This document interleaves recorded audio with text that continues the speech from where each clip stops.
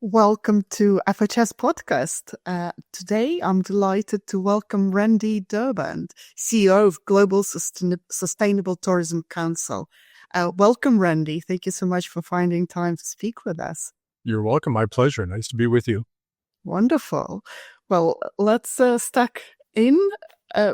Incredible career, absolutely fantastic. Such a variety of different things you've done over the years.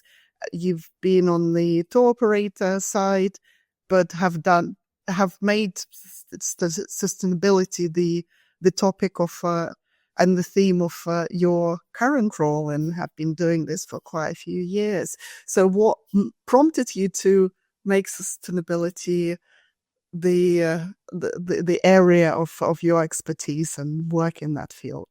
Yeah, there's a little bit more to it, but I guess the short answer is that, I've been in travel and tourism for 40 years. Most of that time was in leisure travel, as you pointed out, with luxury tour operators.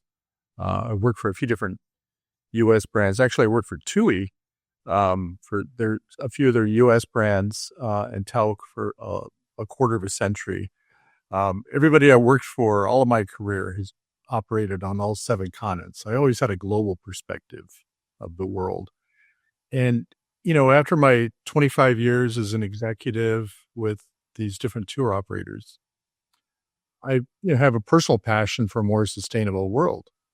And I'm intentionally childless. And I just thought at some point it was around 2009, 2010, that I decided, I really wish I had done more professionally, sustainably. It's just hard when you're a business person to have the focus you may want to have, no matter what your intentions are.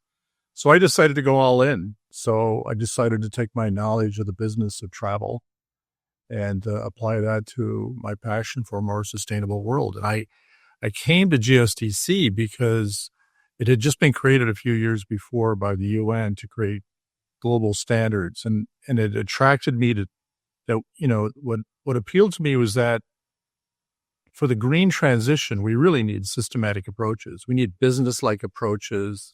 I mean, we need storytellers and motivators and so forth, but we really have to have systems in place that make sense to business people. Those are my 2 motivations to get where I am. One, generally to do something on sustainability. And then secondly, I wanted to do something that was very systematic and very much engaging with business and speaks the language of business people. But we also work in the public sector, which was new to me. And I had to learn that language and that culture. Here we are. Fabulous. Well, maybe we can talk a little bit more about the GSTC criteria. Ultimately, what you're doing, the work that you've been doing with the council as well. Could you perhaps explain a little bit more what it entitles, and I guess how it can be implemented in that business corporate world? Yeah, sure. Well, what it is, first of all, in 2007, UN environmental program, then known as UNEP, and UN Tourism, then known as UNWTO, had been working together for 3 years to create UN definitions for sustainability in travel and tourism. And they created us outside the UN as a nonprofit. We're registered legally as a nonprofit in Washington, D.C. They got funding from the UN Foundation there, so that was our original legal registration and home, because they wanted a long definition of sustainability. So they asked us to use norms for good standard setting, procedures, and good verification schemes that were being applied in sustainability in other sectors. There's a London-based organization called the ISEAL Alliance that's embedded right in our bylaws to follow the codes of good practice of that organization, which prior to our birth, had Forest Stewardship Council for wood and paper, Marine Stewardship Council, major players for systematic sustainability in other sectors. So we were modeled after those. So we play a very unique role in travel and tourism, is that there's that UN birth and that guidance from the MDGs, the precursor to the SDGs. At that time we had the MDGs, the Millennium Development Goals. and UN definitions. So that's kind of foundational for us. But then to follow the codes of good practice and these approaches that have been developed broadly in other sectors for sustainability, that is, what we are created for, to, apply all those known principles to travel and tourism. So we did that in two ways: by creating global standards and then providing guidance for good verification systems, using those standards and applying the standards in a variety of ways. So that's the background of GSTC. And I'm sorry, I've already forgotten the second part of the question, but, what we do today in terms of applying them. So we work with both industry and the public sector. Our first focus was hospitality, because the first standards we created were for hotels, accommodations, and for tour operators. Later, we would separate those two out, but hotels were our initial focus, because, our founders felt that of all the different subsectors and different pieces of the travel and tourism experience, accommodations are a building block, because virtually everybody's using accommodations. Most use aviation, but not everybody, right? And if you're looking at at least an overnight stay, then everybody uses accommodations. So that was our starting point. Then later we created standards for the public sector, and so now we have 48 national government members. We work at ministries and at the national, provincial, and municipal level. But we work with big brands in travel, across many subsectors. And the way we apply that is, first of all, we believe that standards should be used systematically from start to finish from the green transition for a business and for a destination. Too often standards just get associated with certification. So they are the basis for certification, but they can be used so much more. And so they can be applied to, having a common language, so that from the beginning of a transition, to train your staff, to develop measurement systems and reporting systems, all the way to verification, including certification. We believe ESG reporting, that maybe we can talk a little bit more about that later. Why not have ESG reporting relating to our standards, so you can have truly a start to finish? So you're doing self-assessment, you're doing training, and it's all using the same language all the way through a process which really makes sense. So we want to be known more broadly as how to apply the standards more broadly, but certification is certainly part of it. We do not certify directly, but we're unique in hospitality and in travel and tourism for providing accreditation of certification. Most people in their colloquial English use the term accreditation incorrectly as a synonym to certification, and it's not that. In all national economies, certification is paired with accreditation. Accreditation is a mark on the certification bodies, and that's across the board. I mean, in the European Union, for example, since 2008, there's been a law that directed from Brussels that every EU member state only has one accreditation body to put a mark on all certification. And we uniquely provide that for travel and tourism because it was lacking. Once that law was created in the EU, we're compliant with that by having a formal relationship with the national accreditation body of Italy, Accredia, that allows us to operate in the European Union. All of that, and again, I hope maybe we can circle back on some of those more technical issues, but that gives us, legal compliance in the European Union, and we have a system that's very flexible to apply whatever national laws are, that our global system can comply with national requirements. So I'm sorry, long-winded answer, but basically standards can be used in so many ways. And we think, start to finish of the process of a green transition. No, absolutely. Very, very interesting, and quite a complex work that you do as well across multiple stakeholders as well. It seems quite complex work. We're talking to hospitality, cruise lines, tour operators, business travel programs, MICE community, and so forth. So that's a big task. But we also believe that each of those subsectors has their own challenges and need their own solutions, which really does add complexity to our small organization, is to develop the expertise of finding pathways for all of those subsectors, because, those are distinct business types. We cannot approach a hotel the same way we do land transport and attractions and all other aspects. Well, talking about outcomes and perhaps tangible results, I'm sure lots of business leaders would look at, okay, what can I achieve as well? What have you seen your accreditation or certification, whatever is the right term here, have helped achieve perhaps some operational savings, guest satisfaction? What are the tangible results you've seen through the work that you've done? Well, really all of those, increased satisfaction, lowered costs. I'd like to talk about cost structures. I think there's a real strong misconception that sustainability is more expensive. It was more true in the past than it is today. And usually when people look at that issue, the beginning, the starting point usually is energy, greenhouse gases. So yes, an older building that needs to be retrofitted with more energy efficient systems does have a capital investment for remodeling. But people in the know, tell me that the technology has come along so greatly that there's better technology at lower cost, that maybe the capital expense might be closer to a half year of recouping, more than in the past. The rule of thumb seemed to be for an older hotel about 2 years. So it's really, it's really come down, but that's just one aspect. That's just energy. Food waste is one of the greatest contributors to greenhouse gases.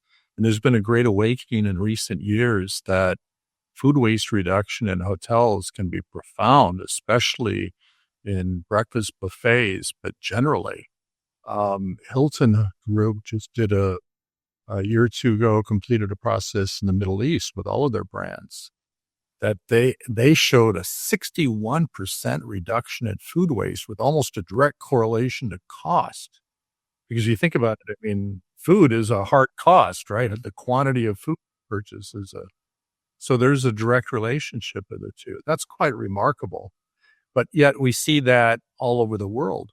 So here's a cost savings that didn't involve a capital investment. It required some training, which is quite inexpensive, and surprisingly easy transformation and processes to do that.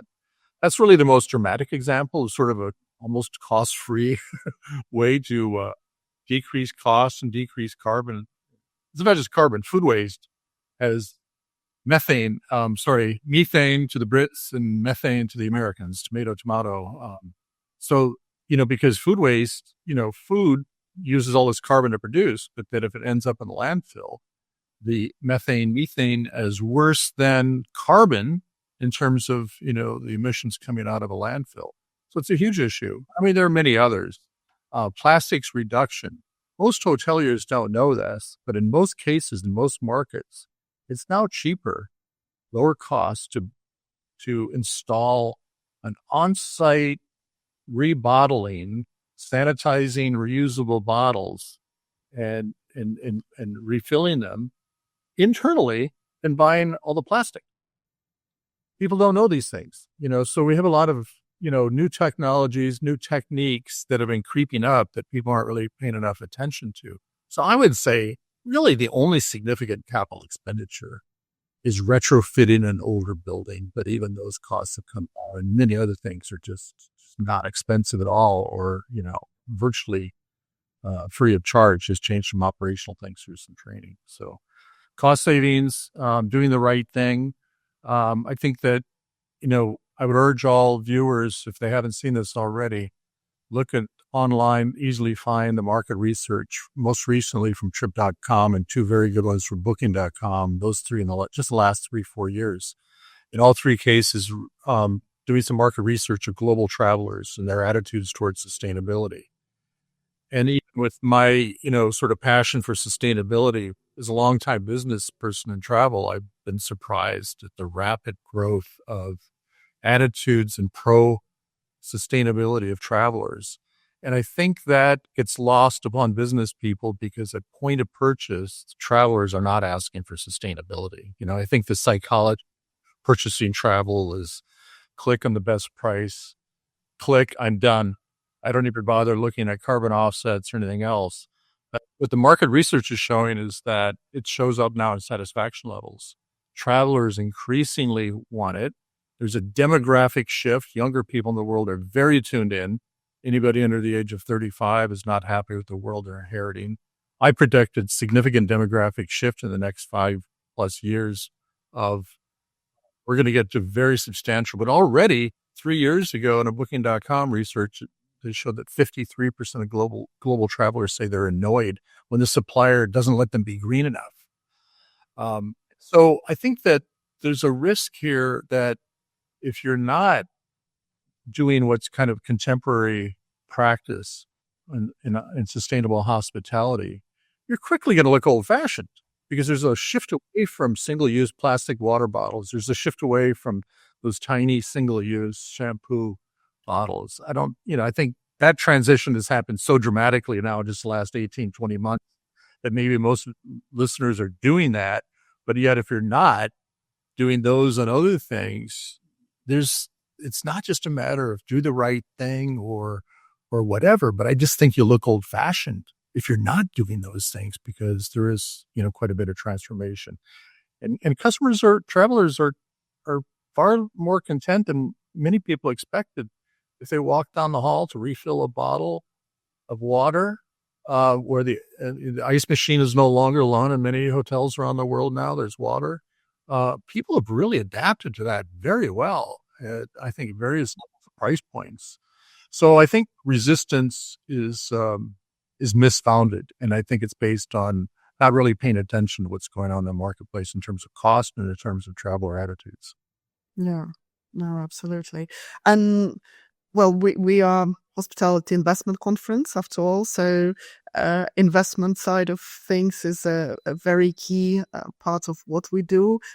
Do you see then that investors, financiers are looking now and considering sustainability as a key factor in their valuations as well, or we are a little bit behind still? Yeah, no, I think there's a transformation. I think there's people the last few years have been telling me that hotel investors are now talking about the green premium, that if a building has converted and you do have business practices in place. And I think both issues are important. It's not just a matter of retrofitting the building and having energy efficiency, but also having staff who know what to do. Everybody's trained. I think that operational thing gets lost, but I think is extremely important.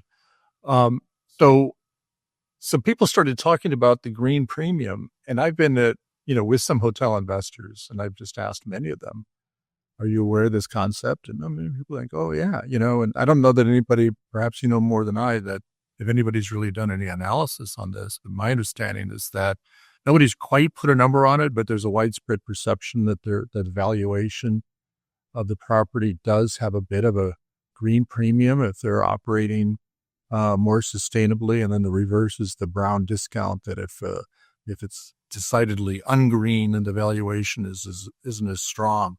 So it seems there's a perception of it, and people are believing in it. And I think that there is some evidence of, I think, some hotel groups doing a little bit better in that regard. But you and your community know that far better than I. I don't think it's wishful thinking on my part. I think from the discussions I've had that of people in the know who are much closer than I am to the investment community say that this is something of a trend. And what about the high growth markets? Obviously, the event is in Dubai, incredible high growth markets, highest occupancy of 85% and continue to grow. I think in the first half of 2025, Dubai welcomed nearly 10 million tourists as well coming over. It's lots going on here in terms of those high growth, very fast developing markets. What things need to change and happen to speed up that process of including sustainability and everything that they do, transitioning to more greener properties? What can help the markets here? I think that there's more awareness in the Middle East and other growth markets in Asia.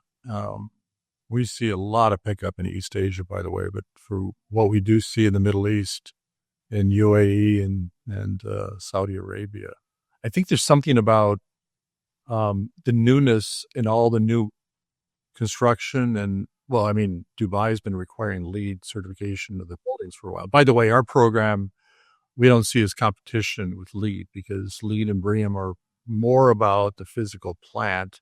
Our program is more about operational things, a bit of overlap. Basically, there's that distinction. So I think there's something to be said about anywhere in the world where there's sort of newness and people are researching how to go about starting their business and building the building. And that leads them to new technologies and new attitudes. So frankly, I feel like North America and Europe are behind.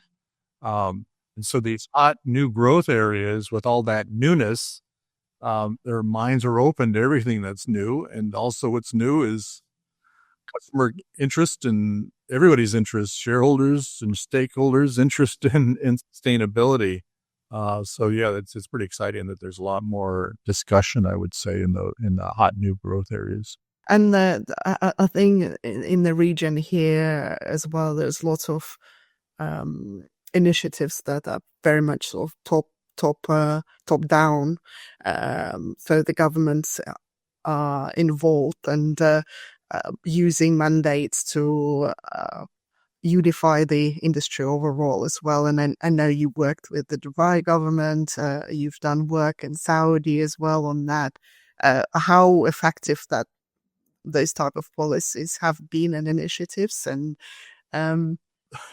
top down could be very effective at implementing change in policy. Clearly, yeah. I mean, it's interesting. I guess I'm too much of an American to be too oriented towards that level of top down, but from a sustainability perspective, and as a person passionate about sustainability, I love to see that being top down, because there is movement in that regard in a few different ways. Away from the Middle East for a second, I mean, nearby, the Turkish government has mandated that all 20,000 hotels in their country get our properly accredited certification by 2030. And it's a stepwise program that's very effective. By August of last year, every hotel in the country had to show compliance to 1/3 of our standard. And now this year they have to show compliance to 2/3, and they all have to get to the full standard with fully rigorous audit process by 2030. That mandate has brought prices down, because the certification bodies we accredit, when they see that level of demand, they can invest properly in auditors and infrastructure to run a good system at scale. In much of the world, we just don't have the scale to run certification programs efficiently. So top down is actually in a way useful. And the very nice thing is that, we just don't hear resistance. The Turkish hoteliers, kind of get on board because it was paired with training, awareness, and they see that the customers like it, the staff like it, So I think, to the Middle East, to UAE, and to Saudi, another related issue is that we're very frustrated globally, and especially the Western world, by the franchise model. Most of the major brands have an internal sustainability program, but if the owner doesn't choose to participate, they don't have to, right? So there's actually surprisingly and disappointingly low pickup for many brands at the property level. So if the ownership group, we're talking to, for example, the Ria company in Saudi, they're going to build 42 properties, and as the owner, they decide and they want to get them all GSTC certified within a year after they open. So we see examples like that in East Asia, where there's more, higher ratio of ownership and management. in brands. The Singapore company owned by Capital Land Investments, Ascot, that's been buying brands. They have Somerset and Oakwood and Cedar and others now. They're up to 1,000 properties, and they aim to get 1% of them certified to our program. When people really study the environment and they want a good, rigorous, proper certification, they will necessarily find us because there's 300 labels floating around, many of which are just self-assessment tools that have never had any external review. Which we believe the term certification has been used entirely too loosely in hospitality. When experts on how to audit and how to certify, look what's happened in hospitality, when they learn about it from the outside, they either laugh or shake their head. The hospitality industry really needs to wake up to the fact that they can't just keep using these inexpensive labels that call themselves certification bodies that have never had an external review. So this is part of the reason we are created by those UN agencies, to not just create standards, but to create good certification systems. So the top-down approach means that if somebody's really studying the risk, the realities, the proper techniques, looking at what other sectors do, but looking even at hospitality, when a hotel gets certified for hygiene or for quality, they're using ISO-based programs. But yet, when they look at sustainability, they for 30 years have ignored them. Well, we're bringing these kinds of systematic approaches to them. And, if it's top down, we can find a way for them to help do it right at an affordable price because of top down and because of scale. So you mentioned a franchise model being a bit of a challenge. So what are the possible solutions, in your opinion? How we can find a solution for that? I wish investors are really more attuned to where the market's going on this. Frankly, I feel like the CEOs of maybe some of the major brands don't want to take it to an annual meeting. They feel like maybe, I'm guessing, that they feel it might not be competitive enough if they push sustainability too far as they're busy competing to get the management contract for the property.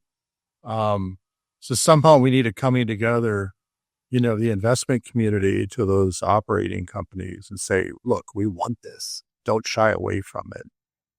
So maybe if investors say we want a minimal level of quality of measurement, reporting, and verification, then those brands might come around. Very few of them have, taken that to annual, owners meetings. There's very little across the board that's required. So, I just think those two groups need to come to grips with that, and investors need to, to put it into the requirement. Because again, it's less expensive than it used to be. It's less expensive than you think. The market wants it. It's the right thing to do. Regulatory pressure is going to push you in this direction anyway. Just do it. Well, you've been in sustainability space for quite a while.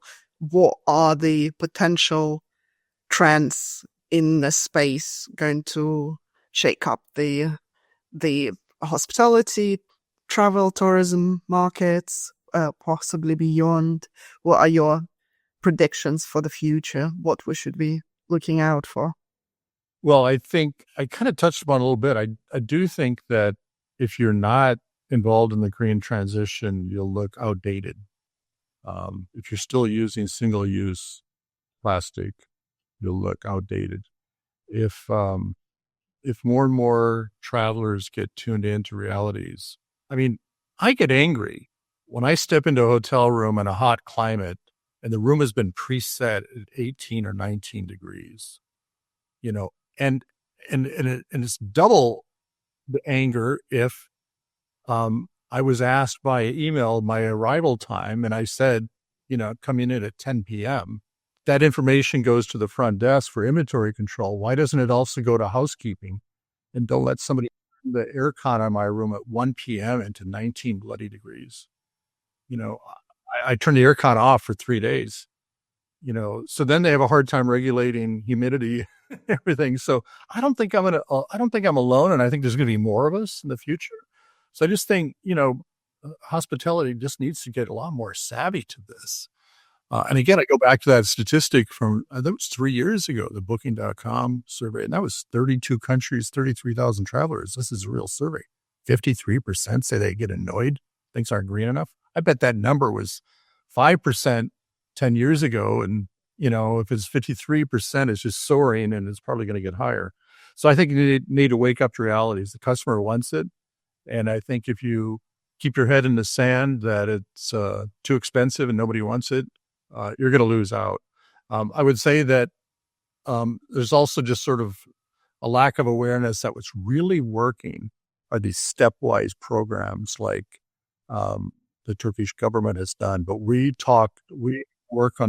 we suggest that to brands that really appreciate it as well, is to just say, okay, all 100 of our properties or 5,000 of them, whatever it is, to push them along, we really need to pair the targets with training, which is low cost, with measurement and reporting systems. We're very weak at measurement. We don't have good measurement tools and we don't have common ways to report.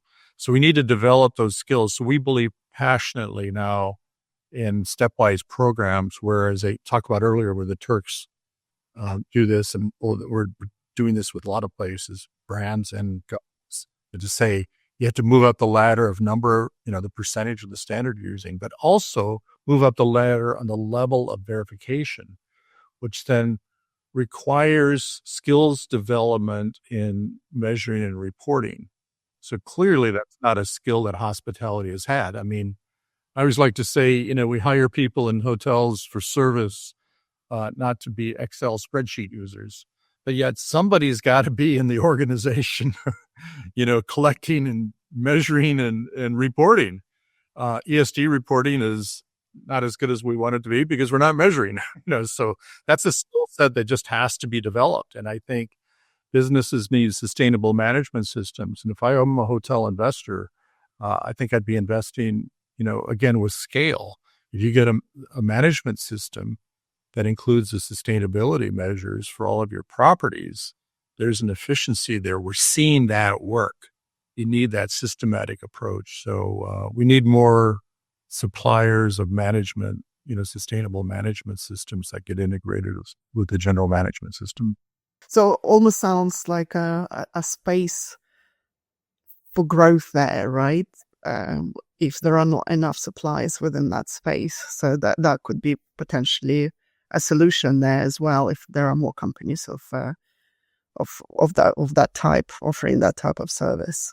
Yeah, I think there is room for consultants. I think we're going to see a transformation in consulting because we've been somewhat critical of the fact there's all these labels out there that call themselves certification. Really what they are coaches to improvement.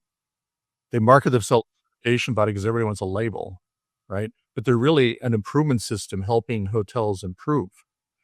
If that energy goes more towards helping hotels really develop the skills to measure, report, and improve, then, and leave the verification to a more sophisticated system, that's the way out of this. But they're unwilling to change because a lot of hotels just want the cheap label to slap something on. And we need just greater awareness that there are good labels and there are bad labels. Anything that we haven't covered that you think is really important for our audience to know? Or any particular message you'd like to leave or subject to cover? I think I've covered most things. I would just summarize by, be systematic, be stepwise, look at the use of standards for a systematic way from start to finish. If you had this holistic approach where we say, use our global standards, the reason global standards are valuable is customers cross borders and brands cross borders. And so if your Dubai hotel is doing the same thing as your Riyadh hotel, as your London hotel, as your Singapore hotel, that just, then you can have a sustainable management system because you need to have that language, but then use it from start to finish, develop training methods and reporting and do self-assessments. And before you rush to get a badge, deserve it first and know in your heart that that's got valid meaning. And I think you can count reduction of greenhouse gas emissions along with some cost savings. And I do believe that outside of a retrofitting an older building, almost everything else is low cost or zero cost. It's just more low cost training and operational change. So a holistic, sustainable or systematic approach that's stepwise, set targets to say, in the next 18 months, we're going to do this, and then celebrate the victories. Don't bite off more than you can do, but bite off enough to make it meaningful. And, I think that having a 3 to 5 year plan for either a single property or for a cluster of properties is the way to go. It sounds very doable and less costly, as I think lots of business leaders imagine it, from your feedback and the work that you've done as well. So absolutely. Thank you so much for your contributions. Very exciting conversation, very important topic to explore as well. And we're looking forward to uncovering further at the event in Dubai later this year as well. Thank you so Well, much, you're very Randy. welcome. Thanks for having me. It was a pleasure.